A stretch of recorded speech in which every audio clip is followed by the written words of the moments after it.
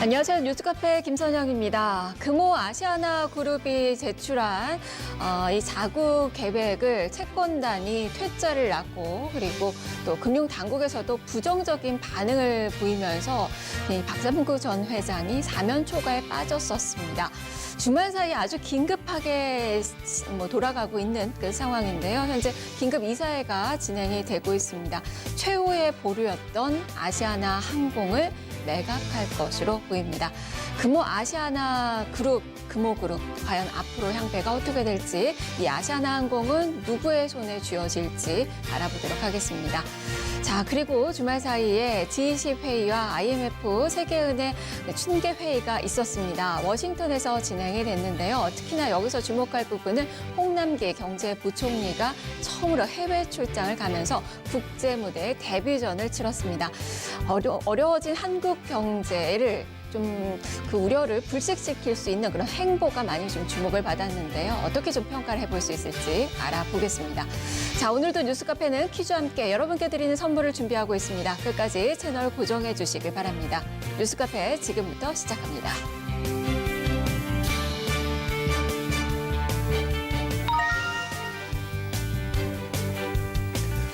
네, 이 시각 주요 뉴스입니다. 이미선 헌법재판관 후보자 부부가 보유한 35억 원 상당의 주식을 두고 정치권 공방이 가열되고 있습니다. 이미선 헌법재판관 후보자 남편인 오충진 변호사가 의혹을 제기한 주광덕 한국당 의원에게 맞짱 토론을 제안했습니다. 소셜미디어 페이스북과 인스타그램의 주요 서비스가 전 세계 대부분 지역에서 접속이 잘 되지 않는 일이 또 있었습니다. 이 접속 장애는 지난달 이맘때도 있었는데요. 페이스북은 올해만 벌써 세 번째 글로벌 접속 장애입니다. 문재인 대통령은 오늘 김정은 위원장 시정연설과 대북 특사 등 현안에 대한 입장을 직접 밝힐 예정입니다. 이번 한미 정상회담 성과에 대해서 시각차가 존재하고 또 김정은 위원장이 태도 변화를 촉구한 상황에서 문재인 대통령이 첫 입장을 밝힙니다. 김학의 전 법무부 차관을 수사한 후 좌천당한 것으로 알려진 이세민 전 경찰청 수사기획관이 검찰에서 모든 것을 진술했다고 말했습니다. 조사를 마치고 나온 이 전 기획관은 당시 작성한 경찰 업무 일지를 근거로 했다면서 2013년과 경찰청 마크가 찍힌 수첩을 직접 보여줬습니다.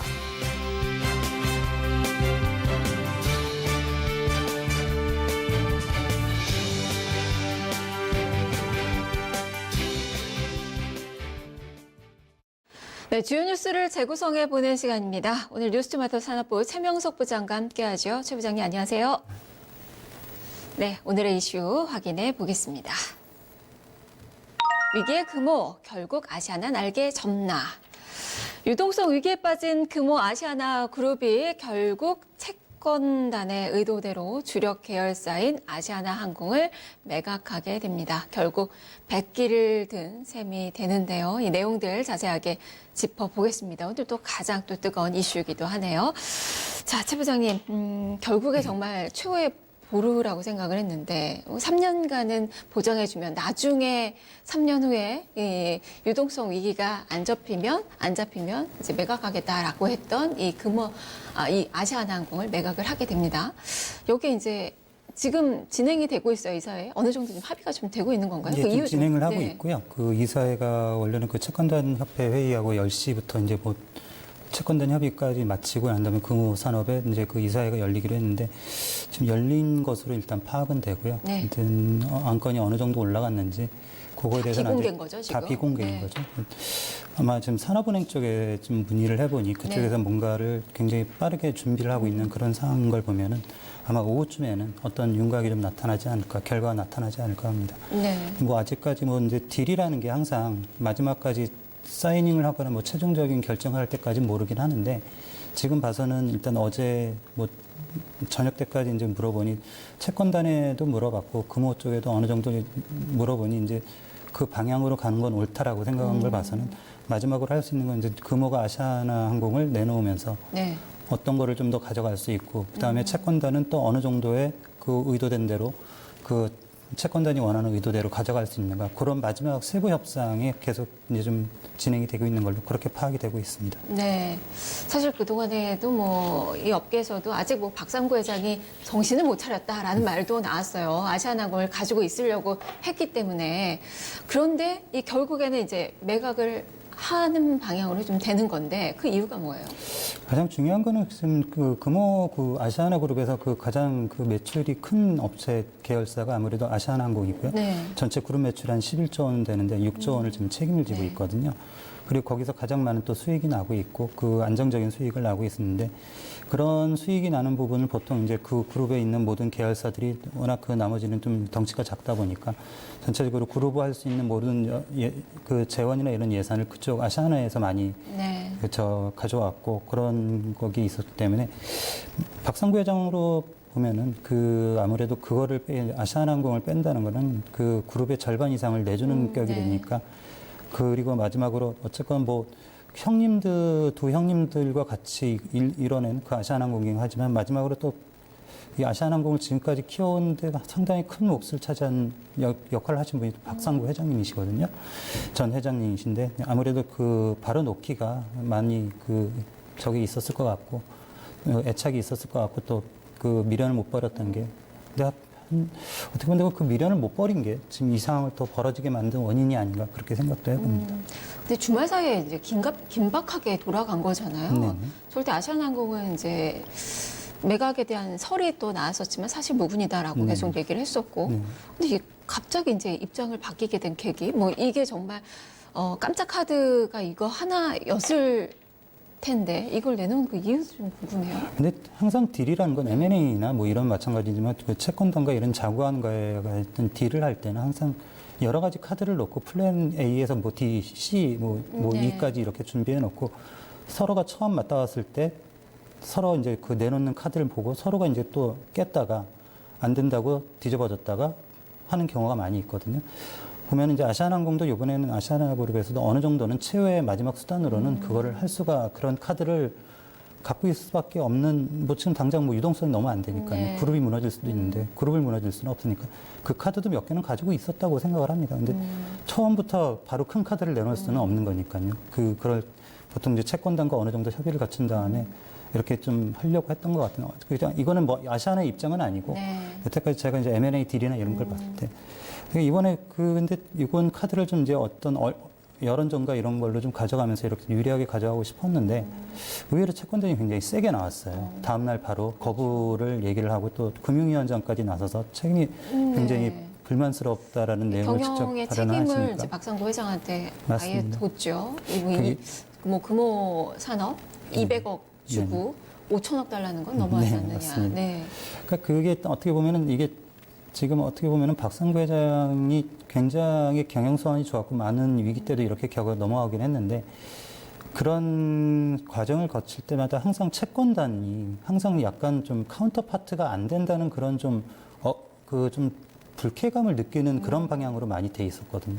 그게 뭐냐 저희 기업의 입장에서는 그게 참 박상구 회장의 그 인맥과 그 네. 어떤 경영 소환의 능력이라고 볼 수 있지만 채권단의 입장에서는 어떻게 보면 경영권을 뭐 또 예전에 한번 내놨다가 또 도로 가져가고 찾아가고 근데 그런 문제가 이제 다시 이런 문제가 3년 후에 만약 안 되면 매각을 하겠다는 이 조건이 그럼 반대로 얘기하면 3년 3년 전에라도 동안 정상화가 보장을 해달라는 되면 거죠, 다시 근데. 올 네. 수가 있다라는 뜻으로 분명히 채권단 입장에서는 그렇게 볼 수도 있을 것 같아요. 아마 그러다 보니까 그런 여태까지 쌓여왔던 그 기록을 보면 아 이번에는 확실하게 끊어야겠다라는 생각에서 아마 그렇게 채권단에 좀 세게 나온 게 아닌가. 그래서 더 이상 카드를 갖고만 있을 수만 없었겠다라는 생각이 네. 좀 하고 있습니다. 그만큼 3년은 경영권을 보장을 해달라라는 의미가 되는 거고 아무래도. 그렇다면 또 아들을 이용해서 본인이 지금 물러나기는 했지만 예전에 또 1년 물러났다 또 네, 네. 나온 또 경험도 있고 그런 걸 본다면 뒤에서 또 경영을 하겠다라는 것을 이제 채권단 쪽에서 생각을 어느 정도 한 것 같아요. 그렇게 볼 수가 있을 것 같아요. 아무래도 뭐 굳이 뭐 박수찬 사장이 아니더라도 네. 그 이제 이사 그 긴급 경영이사 경영진들 사이에서도 아무래도 이 상황이면 가장 그 박 전 회장님의 가장 최측근 그 전문 경영인들이 당연히 그 구성이 될 수밖에 네. 없고 또 그런 분들을 또 어떻게 좀 같이 그런 분들이 추천한 외부 인사로 이렇게 모셔서 경영의 투명성 높인다. 그렇게 따지면 어느 정도는 그건 뭐 경영권은 물러서 있지만 그 일반인들이 보기에는 뭐 일반 투자자분들이나 뭐 채권단에서 보기에는 간접 경영이다라고 볼 수는 있을 것 같습니다. 네. 그러면 일단 뭐 초읽기에 들어간 거고 이 매각이 되는 방향으로 지금 결론이 좀 날 것으로 좀 보여지는데 이제 어디에 이제 매각이 될지 인수 후보가 뭐 여러 군데 이야기가 나옵니다. 지금 뭐 한화도 이야기 들려오고 있고 특히 가장 유력하게 얘기되는 부분이 SK 그룹인 거고요. 예. 가능성은 어떻게 봐야 돼요? 그러니까 SK 그룹 인수설은 뭐 저희가 뉴스토마토에서 제일 먼저 썼던 내용이기도 뭐 하고 작년부터 이야기가 하는데, 났던 거잖아요. 근데 그 항상 어느 대기업이나 이제 웬만한 큰 그룹에는 아마 M&A 팀 전담팀이 한 팀은 비선 조직으로 회장 비선 조직으로 네. 항상 있거든요. CEO나. 근데 그런 쪽에 나올 때는 보통 이제 투자자나 이런 분들이 저기 뭐 외국계에서도 IB나 이런 쪽들이 어느 정도 그런 조직들한테 항상 그 인수 제안을 하기는 해요. 근데 그런 게 있는데, 근데 그런 분들이 이제 인수안을 제안서를 받아서 뭐 이거를 하는 게 아니라 그 팀이 또 우리의 자기 그룹의 먹거리, 미래 먹거리를 창출하는 데 있어서 어떤 기업을 우리가 가져가는 게 좋을까를 고민하는데 작년부터 나온 게 아마 그 SK 그룹에는 그 두 가지 입장, 그 SK가 새로운 먹거리를 찾고 싶다는 찾아야 된다는 그런 필요성과 그다음에 또 뭐 밖에서 나온 이런 인수를 타진해 보는 것이 어떻겠느냐 제안이 아마 맞물린 것 같아요. 네. 그래서 같이 그러다 보니까 지금 가장 SK 그룹 뭐 또 아시겠지만 다른 그룹도 마찬가지지만 하나나 뭐 지금 나오고 있는 애경이나 네. 신세계 CJ도 네. 어떻게 보면 롯데 이야기도 나오더라고요.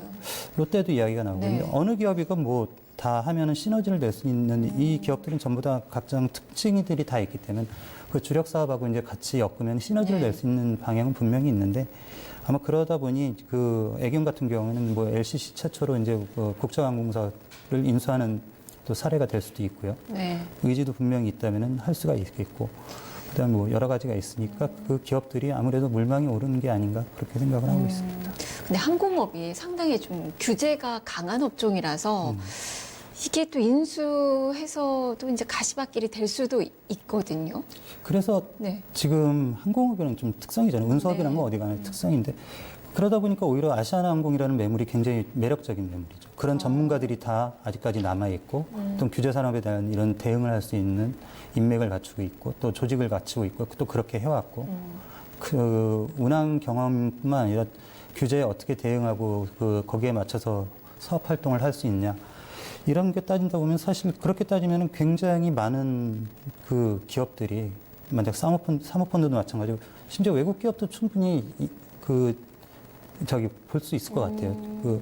그런 거를 한꺼번에 갈 수 있는 특히 LCG 같은 경우는 그런 아시아나항공의 노하우를 한꺼번에 가져가면서 그 노선을 다 차지할 수가 있으니까. 근데 동종업계 인수가 오히려 좀 힘들 것이다라는 이야기 나오는데 애경 쪽으로도 무게를 좀 많이 좀 높게 보시는 건가요?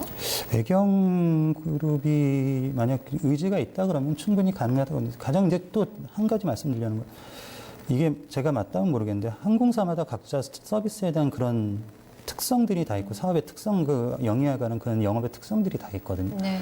그러니까 그거를 이제 합쳤을 때 과연 합쳐서 1 더하기 1을 3을 낼 수 있느냐. 근데 보통 그 아시아나도 마찬가지, 아시아나 그룹이 이렇게 무너진 게 대우건설하고 대한통운을 인수하면서 1 더하기 1은 3이 됐어야 되는데 1 더하기 1은 마이너스 1이 돼버렸거든요. 네. 그러니까 인수 통합 작업을 어떻게 할 것이며 어떻게 그분들을 끌어들이고 그 직원들을 끌어들여고 역량을 다시 발휘할 수 있게 키워내느냐의 능력인데 그런 능력을 따지면 아직까지 뭐 애경이나 뭐 다른 기업들은 좀 인수의 노하우가 좀 부족하고. 그럼 뉴스토마토에서는 SK 쪽으로 좀 유력하게 보시는 거예요? 그 여태까지 그 M&A를 했을 때 모든 노하우가 많이 있고 그다음에 SK가 굉장히 중요한 게 따로 또 가치라는 이런 문화가 있어갖고 상당히 계열사마다 다른 문화인데 또 이걸 또 합쳐놨을 때는 굉장히 같이 성장할 수 있는 그런 문화가 있거든요. M&A 노하우가 많다 보니까. 그러니까 통합의 능력이 굉장히 뛰어난 기업이고 하니 그냥 저희가 보통 일반적인 분들이 봤을 때는 아마 아시아나항공의 가치를 가장 높여줄 수 있는 기업은 SK가 되지 않을까라는 생각을 합니다. 지금도 어느 정도 또 제주항공 쪽에 사장 출신의 예, 또 예. 인력을 또 영입을 했고 뭐 준비를 좀 하고 있다라고 네. 또 보여지는군요. 이제 매각 절차가 그렇다면은 이제 진행이 되게 될 텐데 통매각으로 가는 거죠. 뭐 에어부산이나 이게 계열 분리가 아니라. 그러니까 그게 좀 애매하더라고요. 보니까 에어부산이라는 게 완전 자회사가 아니거든요. 네. 그 처음 시작할 때 부산시랑 그 같이 손을 잡고 한 기업이라.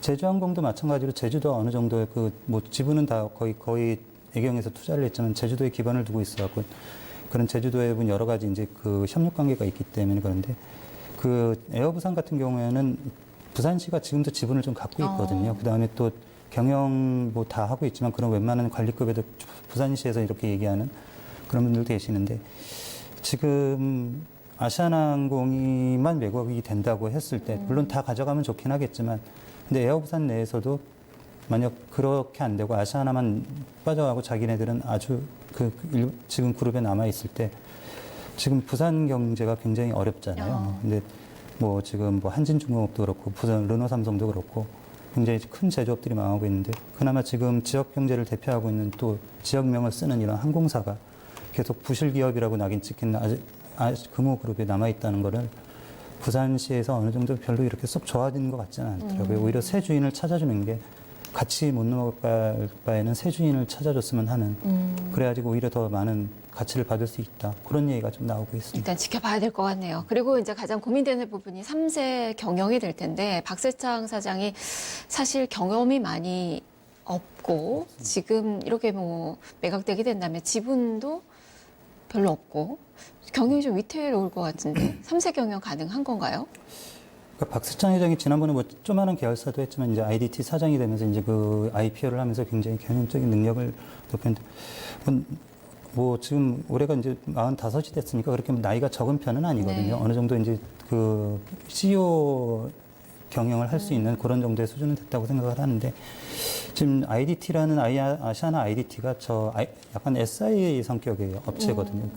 지금 그룹에 있는 모든 SI 그 IT 시스템을 넣어주고 이렇게 관리하고 해서 큰 네. 어떤 자회사인데 그 마찬가지로 아시아나하고 에어부산이나 아시아나항공이 빠진다 그러면 지금 그룹 매출이 한 2,400억 되는데 굉장히 많이 빠지게 되거든요. 그럼 그룹 내에서도 계열사에서도 계열사 사장이고 오너이긴 하지만 그 기업 규모가 굉장히 쪼그라들고요. 네. 근데 또 여기다가 또 금호산업 원래 갖고 있던 지분까지 이제 담보를 내놨는데 금호그룹이 마지막에 정상화돼서 하더라도 그건 좀 시간이 오래 걸릴 것 같고요. 그래서 지금 당장 바로 넘어가서 어떤 그룹 내에서 큰 소리를 낼 수 있을 사항은 아니고 또 지금 그렇게 냈다가는 또 아무래도 도덕성 시비에도 걸릴 수 있으니까요. 네. 그래서 아마 좀 당장은 쉽지 않을까. 좀 더 그 기다려보면서 이 위기를 어떻게 해서든 만들어 극복해 나가는 게 일단 전문 경영인들하고 하는 게 맞다고 승계가 좀 봅니다. 원활히 되지는 쉽지 않을 것 같습니다. 않을 것 같다라는 그 이야기네요.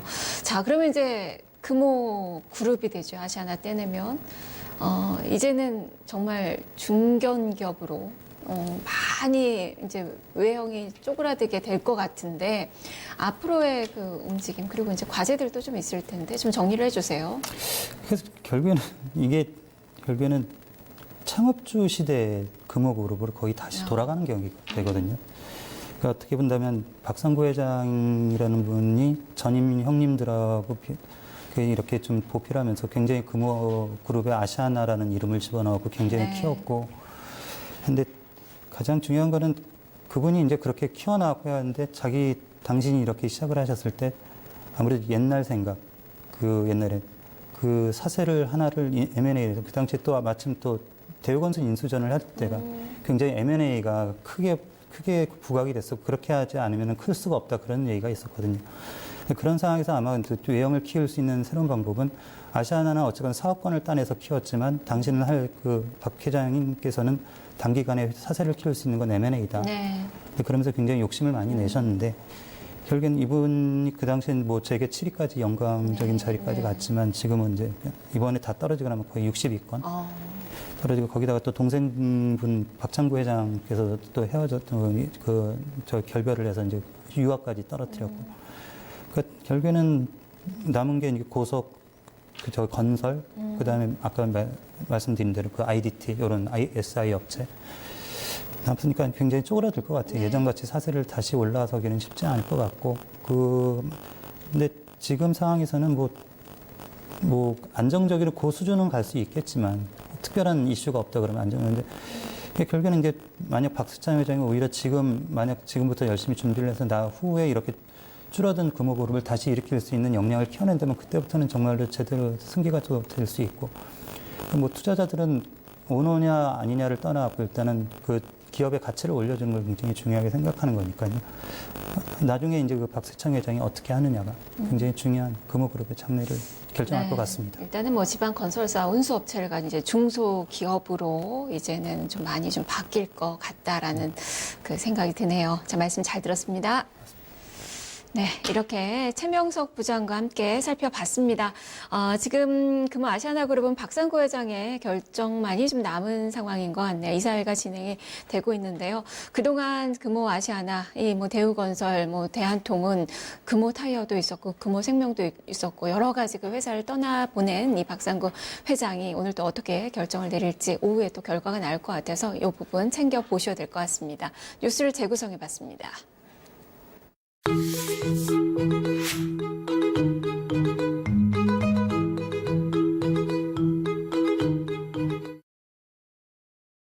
네, 대한민국 최고의 뉴스 포털 뉴스통 지우뉴스입니다. 오늘 실시간 검색어 1위부터 8위까지 한번 살펴보겠습니다. 오늘 오전에 과연 사람들이 어떤 뉴스를 가장 많이 살펴봤을까요? 8위가 증권거래세 인하 0.05%포인트 6월 3일부터 인하되고요. 오충진 변호사는 바로 이미선 판사의 남편이죠. 자유한국당과 맞짱을 뜨겠다 이렇게 얘기했고, 교도소는 교도소에서 우표가 현금처럼 사용이 된다고 합니다. 저도 몰랐는데요. 한번 살펴보도록 하고요. 그리고 오지랖은 김정은 국무위원장이 문재인 대통령에게 했던 말, 그리고 이미선 판사 오늘 청문회에서 과연 임명이 될지 한번 지켜보겠습니다. 태영호 북한의 전 영국 공사고요. 그리고 백두산에서 지금 화산이 또 터질 가능성이 있다 이렇게 얘기가 되고 있습니다. 화식조는 조금 이제 잘 모르는 단어인데 호주와 뉴질랜드에서 사는 좀 뚱뚱한 새입니다. 몸집이 크고 뚱뚱해서 날지 못하는 새인데 결국 사람을 물어서 다치게 했습니다. 이렇게 1위부터 8위까지 실시간 오전에 검색어로 탑 8가지 뉴스가 선정이 됐습니다. 8위부터 한번 천천히 보겠습니다. 증권거래세 인하 6월 3일부터 증권거래세가 0.05%포인트 이렇게 인하됩니다. 홍남기 경제부총리가 발표를 했고요. 증권거래를 더 많이 하기 위해서 정부 정책을 이렇게 피는데 오히려 세수는 더 줄어들 것 같다. 이렇게 양쪽에서 찬성과 반대 의견이 있습니다. 그리고 오충진 변호사 자유한국당 의원에게 주식과 관련돼서 나는 문제가 없다. 그래서 맞짱 토론을 하자 이렇게 얘기했죠. 자유한국당 의원들은 오히려 오충진 변호사가 아니라 조국 민정수석과 맞짱을 뜨겠다 이렇게 이야기를 하고 있습니다. 자, 교도소 6위 교도소에서 이제 우표가 현금처럼 사용되고 있다고 하는 그런 기사가 나오는데요. 아무래도 사적 물건이나 뭐 담배 같은 거 이런 것을 현금을 쓸 수 없으니까 우표를 통해서 이렇게 거래를 하는 것 같습니다. 최근에 판결문을 통해서 이런 우표를 걸러내고 반입을 금지한다 이런 게 정당하다라는 판결문이 나와서 사람들이 많이 읽었습니다. 자, 오지랖 한번 구체적으로 기사를 통해서 한번 살펴보도록 하겠습니다. 어떤 기사가 나왔는지 화면으로 보시면요. 네, 한국경제 기사인데요. 문재인 대통령이 김정은 북한 국무위원장의 최고인민회의 시정연설에 대해서 입장을 모함의 향후 비핵화 논의 진정을 위한 외교정책 구상을 밝힐 전망이다. 그러니까 오지랖이 넓은 중재자 역할을 그만해라. 이 발언에 대해서 기사가 많이 쏟아졌죠. 어떤 의미를 가지고 있는지 사실 맥락상 이해하기가 조금 모호한데요. 문재인 대통령이 이런 일환으로 15일 오늘이죠. 청와대에서 주재하는 수석보좌관 회의에 참석합니다. 여기에 대해서 어떤 입장을 밝힐지 추후에 기사를 통해서 또 보시고요. 김 위원장은 지난 12일이었죠. 최고인민회의 시정연설에서 남측은 오지랖 넓은 중재자, 촉진자 행세를 할 게 아니라 민족의 이익을 옹호하는 당사자가 돼야 한다라고 말했습니다. 아무래도 북미 정상회담에서 위기가 있을 때마다 문재인 대통령에게 좀 많이 의지했는데 이번에 오지랖 발언은 조금 맥락을 이해하기가 좀 모호한 점이 있습니다. 뭔가 지시를 하거나 트럼프 대통령에게 추근을 하라는 그런 메시지로 읽히기도 해서 좀 이해하기가 좀 알쏭달쏭한데요. 오히려 이런 단어의 쓰임이 오히려 더 분위기를 험악하게 만드는 것 아닌가 이런 의견도 있었습니다. 자, 다음에 4위. 이미선 판사죠. 오늘 청문회에서 임명이 될지 아니면 판이 깨질지 한번 지켜볼 예정인데요. 뉴시스에서 기사를 썼습니다. 한번 기사 통해서 자세히 보겠습니다. 헌법재판관 후보자 이미선이죠. 인사청문회 경과 보고서 채택 시한이 오늘로 만료가 됩니다. 하지만 자유한국당은 통과시키지 않을 것이라고 버티고 있죠. 법제사법위원회에서 이미선, 문형배 헌법재판관 후보자들의 인사청문회 보고서 채택 여부를 논의할 일정조차 잡지 않고 있습니다. 통과시키지 않겠다라고 하는 그런 거죠. 특히 이제 15일 자유한국당에서는 추가적인 폭로, 추가 의혹을 제기해서 인사청문회에서 결코 통과시키지 않겠다. 오래 근무한 증권가 사람으로부터 받은 어떤 특종거리가 될 만한 제보가 있다. 이렇게 얘기를 했습니다. 어떤 내용이 나올지 오후에 한번 지켜보고 뉴스토마토 기사를 통해서 한번 재검토해 보시죠. 또 오히려 자유한국당은 청와대에서 이 후보자 지명 철회, 그리고 조국 민정수석의 인사검증 실패, 조현옥 인사수석의 경질을 요구하고 있어서 오늘 인사청문회가 어떻게 될지 좀 난감한 상황입니다. 자, 다음으로 3위에 올라온 뉴스통 실시간 검색어 태영호 전 북한의 영국 주재공사죠.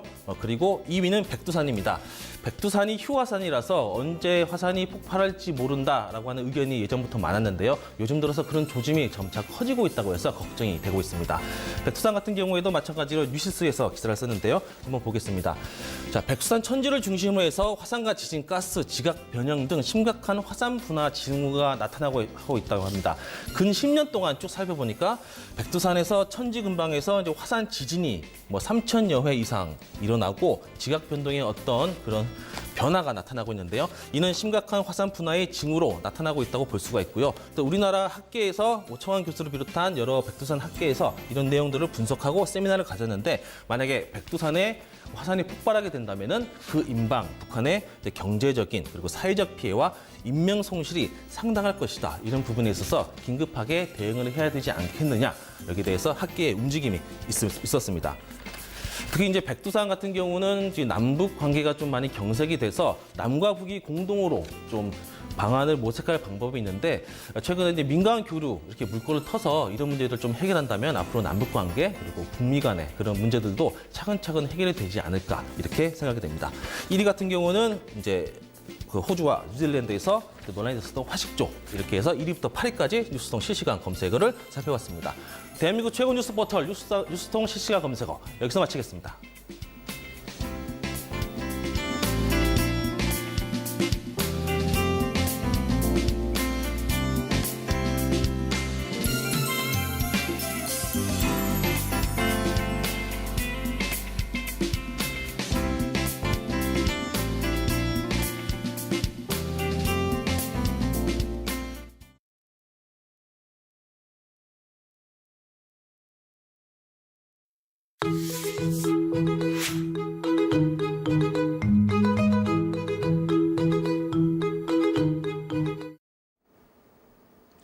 네, 뉴스통 한라인 시간입니다. 이 G20 재무장관 중앙은행 총재 회의 그리고 IMF 세계은행 춘계 회의가 미국 워싱턴에서 주말에 있었습니다. 워싱턴 현지 한번 연결해 보죠. 정책부 이진성 기자입니다. 이 기자 안녕하세요. 네, 안녕하세요. 네, 지금 미국은 아주 밤 늦은 시간일 텐데 쉬지도 못하고 전화 연결이 좀 되네요. 이번 회의 좀 마치고 여러 가지 내용들이 좀 나왔을 것 같은데 내용부터 좀 정리를 해주세요. 네, 먼저 오늘 그 주요국 20개국을 의미하는 G20 재무장관 중앙은행 총재 회의와 국제통화기금 세계은행 총재 회의가 현지 시간으로 14일 모든 일정을 마쳤습니다. 회의는 주로 세계 경제의 안정적 성장을 위한 정책 공조 및 IMF의 역할 강화 방안 등을 논의하는 자리였는데요. 먼저 G20 재무장관 중앙은행 총재 회의에서는 세계 경제 위험 요인 점검, 글로벌 불균형 및 고령화 대응 방안 모색, 경제적 효과뿐 아니라 삶의 질, 일자리, 안전 등 사회 환경적 효과가 큰 고품질 인프라 투자 원칙 마련에 대한 의견도 오갔습니다. 주요 20개국 및 초청국 재무장관 및 중앙은행 총재들과 IMF, 세계은행, 경제협력개발기구 등 주요 국제금융기구 대표들이 참여를 했는데요. 이들은 주로 이제 글로벌 경기둔화 우려와 무역 긴장, 금융여건 긴축 등 세계 경제의 하방 위험 요인을 점검하고 이에 대한 대응책을 제시를 했습니다. 국제통화기금이죠. IMF 회의에서는 충분한 재정 확충 필요성에 대한 논의가 주로 있었는데요. 글로벌 경기 하강을 대비하는 조처가 필요하다는 공감대가 형성된 데 따른 것으로 보여집니다. 특히 IMF 라가르드 총재 같은 경우는 국제 공조가 약화되고 있는 상황의 우려를 표했고요. 다자주의를 다시 강화해야 한다는 목소리를 높였습니다. 국제 공조를 통한 정치, 경제적 하방 리스크에 대응해서 세계 경제 회복도 해야 되고 무역 긴장 완화를 촉구해야 한다고 주장을 했는데요. 인구 구조의 변화와 양극화 심화, 신기술 대두, 기후 변화 등 구조적 도전 과제에 대한 국제사회의 공동 대응을 주로 강조하는 그런 자리였습니다. 세계 경제 성장세가 내년부터는 개선될 것이라는 전망들이 나오지만 어쨌든 위험 요인들이 좀 많이 있다. 여기에 좀 주시를 해봐야 된다라는 그 한 목소리들이 좀 나온 것 같아요. 무엇보다 이번 이 회의에서 눈에 띄었던 부분은 바로 홍남기 부총리의 그 행보가 아니었나 싶습니다. 처음으로 이제 국제 무대에 데뷔전을 치른 거고 첫 시험대라고도 이야기를 하는데 주목할 만한 행보 어떤 것들이 있었는지 또 평가는 어떻게 나오고 있습니까? 네, 먼저 우리 언론뿐만 아니라 지금 이제 각국에서 이제 홍남기 경제부총리에 대한 이목이 좀 쏠린 부분이 사실 있습니다. 일단 부총리 이후 첫 국제무대 데뷔전이었고 또 최근에 북한 이슈도 많이 있기 때문에 결론부터 말씀드리면 되게 분주하게 움직였다라고 볼 수 있겠는데요. 사실 부총리는 이제 기자간담회에서 2박 3일 일정 동안 21개 일정을 소화했다고 밝히기도 했는데요. 그만큼 이제 국제기관에 우리 정책을 많이 설명하고 이제 그런 자리를 많이 만들어냈다고 보면 됩니다. 그러니까 어떻게 보면은 이 자리가 결과가 나오는 부분이 아니기 때문에 현재로서는 되게 후한 점수를 줄 수 있는 부분이고요. 먼저 이제 하나의 일례로 보면은 우리나라가 추진하는 정책 방향에 대해서도 이제 사실 많은 공감대가 있었습니다. 라가르드 IMF 총재는 세계 경제 성장 모멘텀 개선을 위한 정부의 적극적 재정이 필요하다고 강조를 했었는데요. 사실 이제 우리 정부는 이미 경제 하방 위험에 선제적으로 대응하기 위해 추경을 추진 중인 상황을 설명하기도 했고요. 라가르드 총재는 이에 추경 편성은 IMF 권고와 부합하는 정책 방향이라고 화답하기도 했습니다. 실제 이제 그 브리핑에서 이창용 IMF 그 국장은 그 올해 경제 성장률 전망에서 한국을 작년에 전망했던 2.6%보다 낮추려고 했었다고 밝히기도 했었는데요. 다만 이제 우리나라가 추진하는 추경 편성을 고려해서 유지로 결정했다고 밝히기도 했습니다. 경제 성장률 전망에 따라 투자와 소비 등 큰 영향을 끼치는 만큼 이런 측면에서 보면 홍 부총리가 정책적인 어떤 현재로서 성공을 거뒀다고 평가할 수도 있겠습니다. G20 회원국들도 경제가 위기를 겪을수록 강한 재정, 통화 정책의 모멘텀을 만들어야 한다고 의견을 냈었는데요. 마찬가지로 우리는 이미 금융위기 이후 최대 수준의 재정 증가율을 지금 보이고 있고요. 현재적인 조치를 이미 잘 취하고 있기 때문에 국제사회에서 목소리를 내는 그런 정책적인 부분과 같은 목소리를 낸 측면도 있었습니다.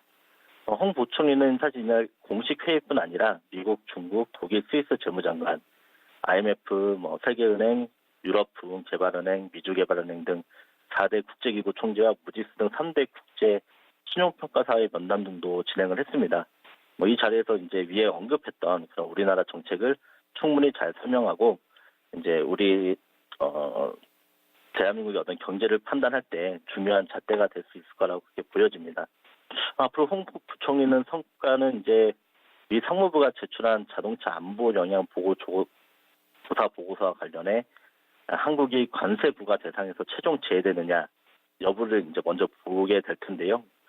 홍 부총리는 이제 미 워싱턴 DC 방문해서 스티브 무누신 미 재무장관과 만남이 있었습니다. 이제 독대로 만나서 이제 외신들도 크게 관심을 가졌었는데요. 이 자리에서 홍 부총리는 이제 자동차 안보 영향 보고서 관련해서 한국이 관세 부과 대상에서 최종 제외될 수 있도록 이제 지원해달라고 요청을 했습니다. 문호신 장관은 이제 한미 무역 관계에 미치는 중요성 등을 감안해 잘 해결되길 희망한다고 답변했는데요. 이제 결과를 두고 봐야 할 듯합니다. 사실 이 자리가 주로 이제 현안에 대해서 논의하는 자리고 결과가 나오는 자리는 아니기 때문에 이제 앞으로 만약 관세 부과 대상에서 최종 제외하게 된다면 홍 부총리 이번 방문은 의심할 여지 없이 성공이라고 평가할 수 있게 될 것 같습니다. 네, 성과를 좀 지켜봐야 될 것 같네요. 자, 이 기자 내일 또 귀국할 텐데 안전하게 돌아오길 바랍니다. 고맙습니다. 네, 감사합니다. 네, 이진성 기자였습니다. 홍 부총리가 3박 5일간의 그 일정에서 21개의 일정을 소화를 했다고 합니다. 쪽잠을 자면서 상당히 빡빡한 일정을 소화를 했다고 하는데 지금 국제사회에 우리 경제에 대한 그 우려를 많이 지웠다고 합니다. 이 내용들 그리고 성과가 좀 어떻게 정리가 되는지도 지켜봐야 될 것 같습니다.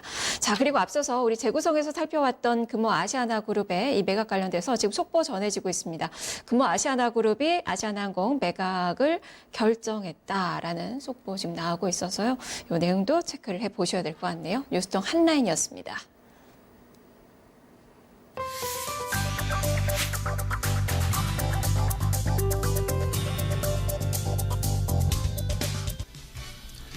오늘의 키워드는 자산담보부 기업어음입니다. 유동화 전문회사인 특수목적회사 SPC가 매출 채권, 부동산 등의 자산을 담보로 발행하는 기업어음이죠. 그중 부동산 관련 ABCP는 건물 지을 땅, 건설사 보증 등 부동산 관련 자산을 담보로 발행되는 기업어음을 말합니다.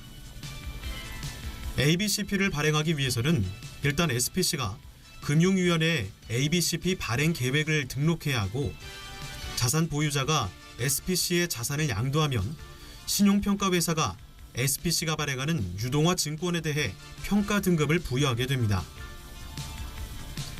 자산담보부 기업어음은 유동화 전문회사가 매출채권이나 회사채 등 자산을 담보로 발행하는 기업어음으로 만기는 90일짜리가 일반적이죠. 일반적으로 SPC는 유동화 자산을 기초로 회사채 형태의 자산 유동화 증권 ABS를 발행하는 데 비해 ABCP는 회사채가 아닌 CP 형태로 ABS를 발행합니다. CD금리에 연동돼 저금리 발행이 가능하기 때문에 건설회사의 주요 자금 조달 수단으로 활용돼 왔습니다. ABCP는 주로 만기가 돌아온 기존 ABS 채권을 상환하기 위해 발행됩니다. 이 경우 저금리인 단기 자금을 여러 번 발행해 상대적으로 고금리인 장기 ABS 채권의 이자를 갚게 되므로 유동화 전문회사가 금리차만큼 수익을 얻을 수 있습니다. 주로 은행, 증권사, 연기금 등이 사들입니다. 자산 유동화 기업 어음이라고도 합니다. 유동화 자산보다 만기가 짧은 ABS를 발행한 뒤 해당 ABS 만기 시점부터 유동화 자산의 만기 때까지 기발행된 ABS를 상환하는 데 쓰이며 단기 CP를 반복해 발행할 수 있습니다. 이 경우 저금리인 단기 자금을 여러 번 발행해 상대적으로 고금리인 장기 ABS 채권의 이자를 갚게 되므로 유동화 전문 회사가 금리차만큼 수익을 얻어 향후 재원으로 활용할 수 있습니다. ABCP와 ABS는 모두 자산을 담보로 한 채권이라는 점은 동일하나 ABS의 발행 형태가 채권인 만큼 유동성이 있는 데 비해 ABCP는 지급 보증보다 확실한 어음 형태여서 채권 위험이 더 낮습니다. 기업 입장에선 장단기 금리차 때문에 ABS 발행보다 자금 조달 비용을 줄일 수 있고 불필요한 여유 자금을 최소화시켜 유리합니다. 투자자 입장에선 소비자 금융채권 등 비교적 안정적인 자산을 근거로 발행하는 데다 3개월짜리 단기 상품이기 때문에 안정성과 유동성을 동시에 확보할 수 있습니다. 이상 오늘의 키워드였습니다.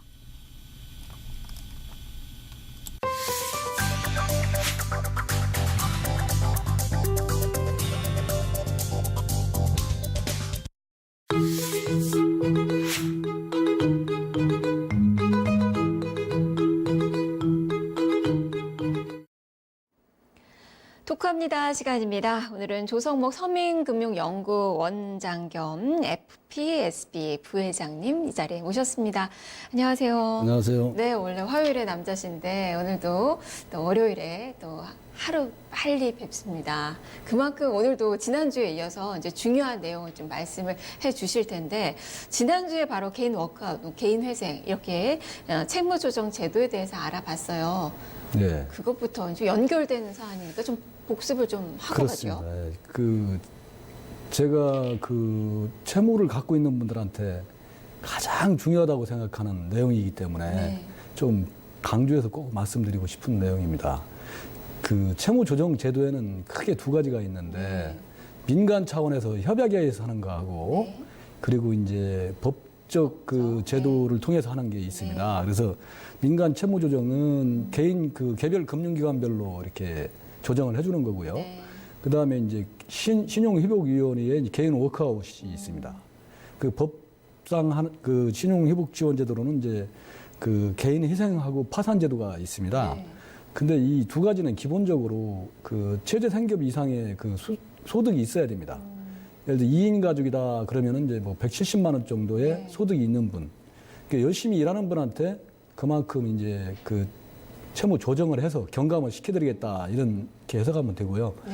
그게 없으신 분들은 이제 개인 파산으로 정의를 할 수밖에 없습니다. 네. 그래서 이제 개인회생 파산제도 그리고 신용회복위원회 채무조정 이렇게 이제 지난주에 말씀해 주셨고 이것도 이제 다 장단점이 좀 있을 것 같아요. 어떤 분들이 이용하면 어떤 점이 좋다 이렇게 좀 정리를 좀 해주세요. 그렇습니다. 이게 그 신용회복위원회는 이제 그 금융기관 한 5,800개의 금융기관들이 모여서 협약을 맺는 거기 때문에 이분들이 이제 서로 약정을 하지 않으면 이게 그 수용이 안 되는 그런 문제가 있습니다. 네. 그리고 이제 법상 그 기구는 그 결국은 법원에서 인가가 나야 되는 거고요. 네. 그런 제약이 있는데 연체가 이제 없다 하는 분들은 연체는 없으면 또 워크아웃은 안 돼요. 그러다 네. 보면 법원의 개인의 희생을 이용해야 되고요. 그 다음에 이제 그 보증인도 좀 혜택을 하고 싶다. 네. 그러면 법원의 개인 희생 같은 경우는 보증인에 대해서는 그 면책을 안 해줍니다. 네. 이럴 경우에는 이제 그 신용회복위원회의 워크아웃 제도를 이용하는 것이 좋고요. 네. 그리고 이제 상환 그 감면율이 나는 좀 감면을 많이 받고 싶다. 그런 분들은 개인 희생 같은 경우는 한 70% 정도 감면이 되고요. 네. 근데 이제 또 많은 그 100에서 한 150만 원 정도 비용이 들어가고 그 인가 받는데 한 10달 정도 시간이 걸리는 문제가 좀 있긴 합니다. 네. 근데 비해서 이제 개인 워크아웃 경우에는 신청하기가 되게 쉽고요. 쉽고 예를 들어서 이걸 열심히 이제 갚아서 2년 동안 상환을 잘했다. 네. 그러면 이제 그 금융기관에 이제 이분은 개인 희생 대상자입니다. 이 정보 공유하는 거를 네. 풀어줍니다. 아, 정상 거래가 가능. 정상 거래가 가능해지고. 네. 그리고 이제 개인 희생 같은 경우 5년 동안 그게 남아 있기 때문에 좀 불리한 그런 점이 있고요. 5년 이후에는 없어지나요? 5년 이후에는 아, 없어집니다. 네. 근데 이제 중요한 건 뭐냐면 내가 이제 그 이걸 이행하다 보니까 네. 경제적으로 좀 어려움이 생겼어요. 누구나 그럴 일 있지 않습니까? 네. 그러면 신보기의 개인 워크아웃 같은 경우는 이제 긴급 생활자금이라 해서 대출을 또 해줍니다. 아. 그래서 1인당 이제 최대 1,000만 원까지 돈을 빌려주는 1,500만 원까지 빌려주는데요. 금리는 연 2%대로 이렇게 싸게 또 대출도 해줍니다. 그래서 이런 장단점을 잘 그 확인하고 이용하는 것이 좋습니다. 그러니까 법원 제도에 비해서는 신용회복위원회가 조금 더 좀 유연하게 그렇습니다. 대처가 되는 거네요. 기간은 조금 길지만 대신 그 해당 상환 금액은 적게 가져갈 수가 있고 네. 아까 말씀드린 대로 신용 정보 공유가 기간이 짧기 때문에 네. 정상적인 그 금융 그 생활을 할 수가 있다 이렇게 보시면 되겠습니다. 두 가지를 놓고 고민하시는 분들은 네. 이쪽이 조금 더 참고가 될 만한 그 이야기라고 볼 수 있겠네요.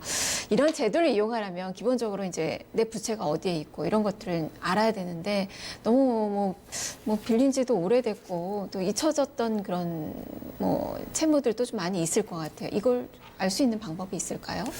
그렇습니다. 참 그 아쉬운데요. 이게 이제 막 10년씩 이렇게 되다 보면 생업에 종사하다 보면 잊어버리거든요. 네. 그런데 이제 그 채무가 어디 있나 알아야 결국은 개인 희생도 개인 워크아웃도 신청할 수가 네. 있는데 이걸 이제 모르는 분들 이게 이제 보면 채권을 뭐 팔아요. 채권자들이 채권을 뭐 추심 업체로 넘기기도 하고 아니면 다른 사람한테 양도하기도 하고 막 그러거든요. 그러다 보면 어디로 갔는지 알 수가 없는데 이런 경우에는 이제 한국신용정보원에 그 정의원 가입을 해가지고요.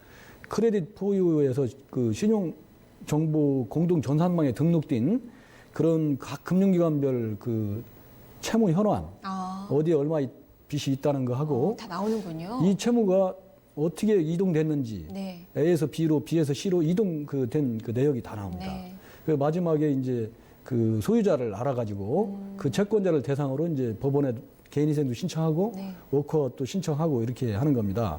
근데 이제 일반인들이 보시기에는 신용정보 조회를 하면 신용도가 떨어진다? 보통 그렇게 알고 뭐 있죠. 이렇게 알고 대출 있는데 조회도 그렇고. 뭐 네. 이런 게 같은 경우는 전혀 그런 게 없어요. 상관이 네. 없습니다. 이건 아무리 조회를 해도 상관이 없고요. 그래서 부담 없이 활용하시면 되겠습니다. 그래서 채무 현황이나 그 채권자 변동 현황 그 그 조회에 확인한 내역이 이제 본인이 알고 있는 것과 다를 경우에는 네. 그 금융회사로 이제 문의를 해서 확인을 하면 되겠습니다. 이건 다 금융회사에서 돈을 빌렸을 때 얘기죠. 뭐 그렇- 사채 같은 건 나오는 게 물론 그렇습니다. 사채 같은 경우는 아니고요. 어쨌든 네. 참고를 해보시면 좋을 것 같고. 근데 이제 소멸시효가 완성된 그 채권도 있잖아요. 이건 갚아야 되는 건가요? 소멸시효라는 것은 이제 민법이나 상법에 따라서 이제 채권자가 네. 자기가 이제 권리를 행사할 수 있는데도 불구하고 행사를 안 해가지고 일정 기간, 네. 뭐 예를 들어서 우리가 휴대폰 요금이다, 그러면 3년, 아, 뭐 대출이다, 그러면 이제 5년입니다. 근데 이제 그런 것들을 예를 들어서 나한테 통보한 것도 없고 네. 뭐 연락이 네. 없었다. 네. 그 기간 동안에 근데 뭐 그럼 이제 언론에 소멸시효가 보면은- 완성될 가능성이 큽니다. 네, 근데 언론에는 그게 다 지난 것 같은데 나중에 이렇게 뭐 해소를 해가고 이런 경우도 있던데요. 그렇습니다. 이제 본인들이 그걸 잘 모르기 때문에 그 소멸시효 완성 사실을 일반인은 잘 모르거든요. 네네네. 모르기 때문에 조금만 갚아달라 하면 갚는다든가 아니면 뭐 나중에 갚겠다고 각서를 좀 써달라.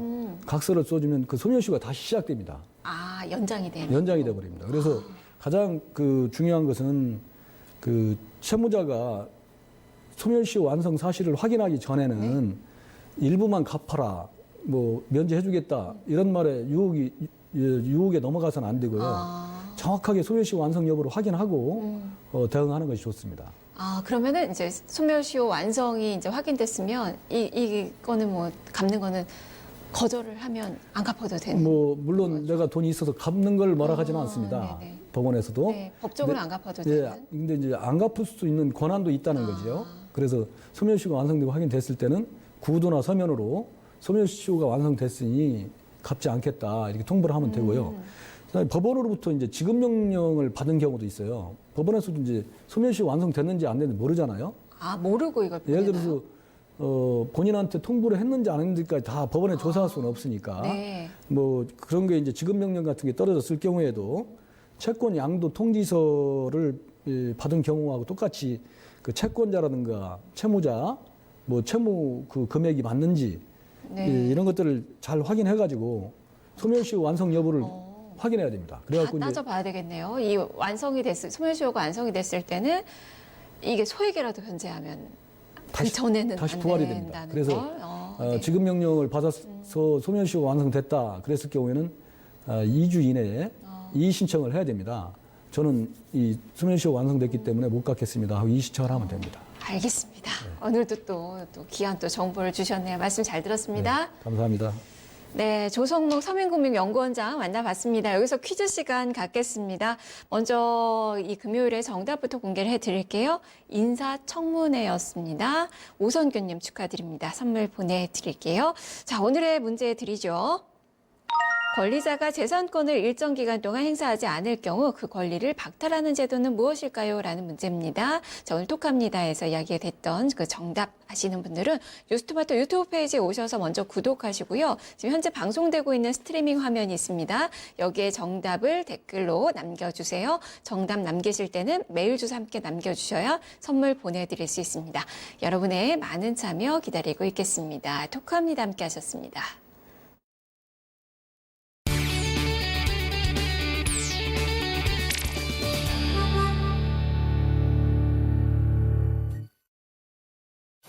네, 오늘 저희가 만나볼 차량은요. 지프의 플래그십 대형 SUV 그랜드 체로키의 한정판 모델 그랜드 체로키 리미티드 X 3.6입니다.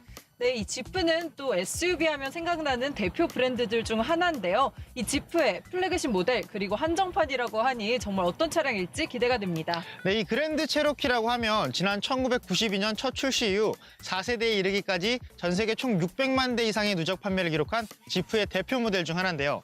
이번 한정판 모델은 3.6 가솔린 모델을 기반으로 고성능 모델인 SRT의 디자인을 벤치마킹한 게 특징입니다. 네, 또 국내에는 단 20대만 출시된다고 하니 희소성까지도 굉장히 뚜렷합니다. 그럼 이 희소성만큼 많은 사람들의 사랑을 받을 수 있을지 저희와 함께 살펴보시겠습니다. 이미 존재하는 모델의 작은 요소들만 바꾼 한정판 모델인 만큼 전반적 디자인에 큰 변화는 없습니다. 다만 지프가 이번 리미티드 X 모델을 통해 강조하고자 했던 고성능 플래그십 SUV들의 요소는 곳곳에 배어있는 모습입니다. 그랜드 체로키 리미티드 X의 외관은 기존 고성능 모델인 그랜드 체로키 SRT의 디자인을 벤치마킹했다고 말씀드렸는데요. 때문에 SRT 모델에 적용됐던 듀얼히트 익스트랙터를 얹은 후드가 이번 한정판 모델에도 적용돼 있습니다. 이를 통해 특유의 스포티함이 강조됐죠. 지프 로고를 비롯한 사륜 마크, 차량 정체성을 알리는 모델명을 표현한 다양한 배지는 물론 세븐 슬롯, 각진 전후면 램프 디자인들도 기존 모델들과 큰 차이는 없어 보이는데요. 다만 그릴 테두리나 베젤에 낮은 광택의 진회색으로 액센트를 준 부분이나 차량 곳곳에 블랙 컬러로 마감한 요소들은 세련미를 더하는 요소로 작용 중입니다. 이 밖에 크롬 재질 머플러 팁과 20인치 타이어 휠 등 전반적으로 블랙과 그레이 등 어두운 톤의 포인트를 통해 디자인적 특성을 잘 살릴 수 있도록 차량 외관 색상은 블랙과 화이트 두 종으로만 출시됐습니다. 고성능 모델의 외관 디자인을 빌려 고급스러움과 무게감을 준 디자인은 내관에서도 잘 반영된 모습인데요. 전반적으로 블랙톤의 중심을 둬 중후하고 클래식한 분위기를 연출하고 있습니다. 내관 구성 요소나 기능에 특별한 변화는 찾아볼 수 없지만 리퀴드 티타늄으로 강조한 스티어링 휠 베젤이나 도어 핸들 베젤 등은 세련미를 더하고 있습니다. 이 그랜드 체로키는 대형 SUV인 만큼 처음 봤을 때 약간 크다, 웅장하다 이런 느낌을 받으실 수 있는데요. 그에 비해서 트렁크 공간은 조금 아쉬운 점으로 꼽힙니다. 이 골프백을 한번 수납해봤는데 이 국내 중형 SUV격인 산타페에서도 가로로 수납이 가능했는데 그랜드 체로키에서는 이렇게 대각선으로만 수납이 가능합니다. 이번 모델에는 8단 자동 변속기를 지원하는 V6 가솔린 3.6 엔진이 탑재됐습니다. 이를 통해 최고 출력 286마력, 최대 토크 35.4kgm의 파워를 갖췄는데요.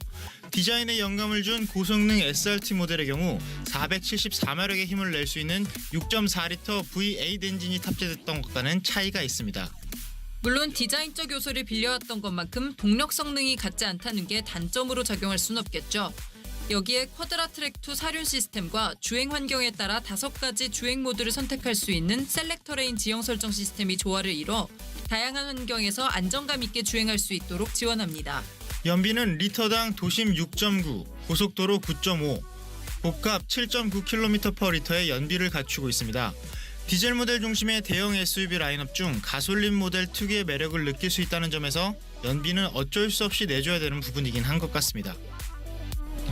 네, 지금까지 전문 SUV 브랜드 지프의 한정판 플래그십 모델 그랜드 체로키 리미티드 X에 대해서 함께 살펴봤습니다. 네, 기존 SUV 시장의 이 대표 모델격인 포드 익스플로러나 아니면 이 디자인 변경 이후 승승장구 중인 볼보 XC90과 같은 수입 브랜드들은 물론 이 국내 브랜드 중에서도 현대차가 팰리세이드를 최근 출시하며 돌풍을 일으켰는데요. 그만큼 이 대형 SUV 시장이 격전지로 변하고 있습니다. 이 한정판 모델인 그랜드 체로키 역시 매니아층을 단단히 확보하고 있는 만큼 시장에 다양성을 줄 것으로 기대됩니다. 네, 이 지프는 소형 모델인 레니게이드부터 대형인 그랜드 체로키뿐만 아니라 정통 오프로더인 랭글러까지 전 차급에 걸친 다양한 SUV 라인업을 보유하고 있는데요. 이번 한정판 모델을 통해서는 어떤 매력을 보여줄 수 있을지 기대해 보겠습니다. 네, 저희가 준비한 소식은 여기까지고요. 다음 주에는 또 다른 자동차 소식과 함께 돌아오겠습니다. 네, 김선영의 뉴스 카페 오늘 준비된 순서 여기까지입니다. 편안한 오후 시간 되시고요. 저는 내일 12시에 다시 찾아뵙겠습니다. 함께해 주신 여러분 고맙습니다.